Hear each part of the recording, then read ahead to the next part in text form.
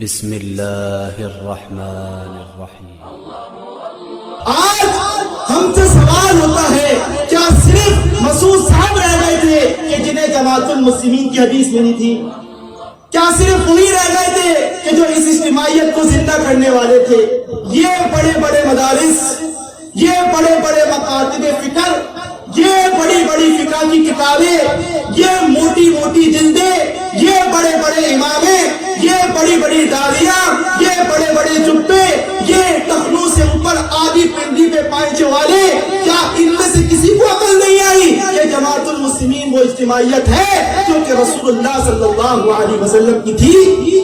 سب معلوم تھا، سب دکھتا تھا اور سب بتایا گیا تھا، لیکن یہ ضد ہے، یہ ہٹڈرمی ہے، یہ انانیت ہے، یہ دکانداری ہے، یہ وہ معاملہ ہے کہ اگر اس پر تمام امت آ جائے تو جھگڑے کس بات پہ کیے جائیں گے، لڑائیاں کس بات پہ کی جائیں گی، کس کو کھڑا کیا جائے گا؟